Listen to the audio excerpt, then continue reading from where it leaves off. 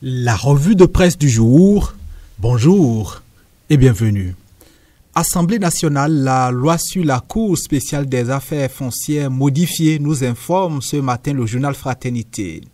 La modification de la loi numéro 2024-17 sur la Cour spéciale des affaires foncières en République du Bénin, intervenue mardi 30 avril, va favoriser un meilleur suivi des affaires judiciaires avec plus de transparence sur le déroulement de la procédure et le renforcement de la confiance dans le système judiciaire, peut-on lire dans les colonnes de Fraternité. L'auteur de l'article rapporte les propos des commissaires ayant étudié le texte avant son examen, commissaires qui martèlent que la modification de la loi sur la Cour spéciale des affaires foncières va contribuer à une justice plus accessible et équitable.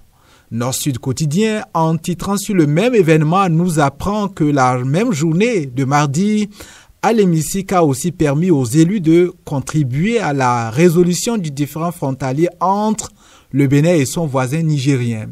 Les députés ont en effet examiné et adopté la loi portant autorisation de ratification de l'accord de la mise en œuvre de la décision de la Cour internationale de justice sur le différend frontalier Bénin-Niger.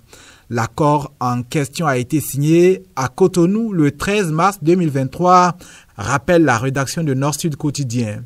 Il consacre la présentation de l'ensemble du secteur frontalier du fleuve Niger à travers la description de la frontière entre le Bénin et son voisin, tant au niveau des îles que sur les ponts tels que matérialisés par le tableau des coordonnées des points frontaliers, indique l'auteur de l'article. L'actualité parlementaire au Togo est dominée là-bas par les élections législatives et régionales. Et Béninois libéré, le quotidien béninois d'information, nous alerte sur l'état d'âme de certains observateurs et partis d'opposition qui dénoncent des incidents localisés ainsi que des irrégularités.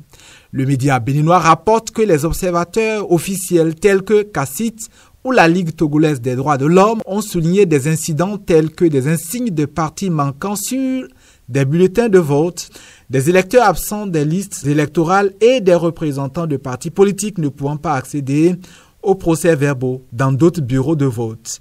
On lit aussi dans l'article de nos confrères que le Front citoyen togolais Debout évoque des cas de remplissage d'urnes et de contraintes exercées sur les représentants des partis politiques d'opposition pour quitter les bureaux de vote. Cependant, tempère le Béninois libéré, les observateurs affirment que les lacunes constatées ne sont pas de nature à compromettre la transparence et la régularité du double scrutin.